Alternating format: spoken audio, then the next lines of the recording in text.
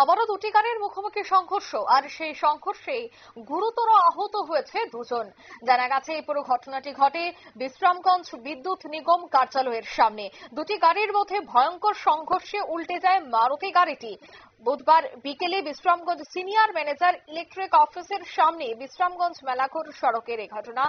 প্রত্যক্ষদর্শীরা জানাচ্ছেন যে TR01AB0651 নম্বরের একটি মারুতি গাড়ি একটি বাস গাড়িকে ওভারটেক করতে গিয়ে TR07AF0592 নম্বরের একটি মারুতি গাড়ির মুখোমুখি সংঘর্ষ হয়। আর সেই সংঘর্ষে নিয়ন্ত্রণ হারিয়ে মারুতিটি উল্টে যায় সড়কে।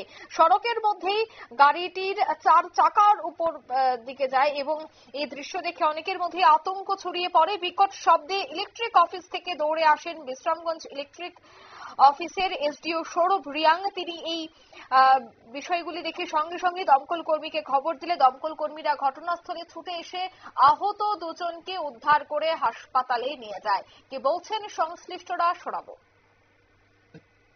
মানে একটা বাসের ওভারটেক করতে লাগে, আমার উল্টা সাইডে আইয়া ওর গাড়িটা বাইরে দিচ্ছে।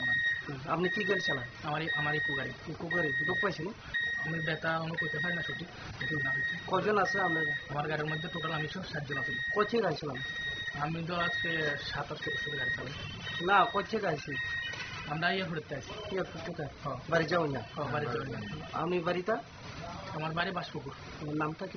রুবেল হোসেন। কি গাড়ি দিয়ে এটা অ্যাক্সিডেন্ট করছে? আমার ইকো গাড়ি, আর আমার যে বাড়ি দিচ্ছে এটা অল্টো গাড়ি। দুঃখ পাইছেন তারা?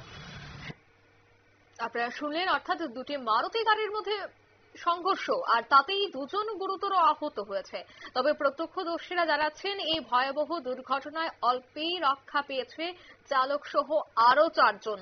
তবে যদি আরো দ্রুত গতিতে সে গাড়িটি থাকতো তবে বড় সড় দুর্ঘটনা কিন্তু ঘটে যেত।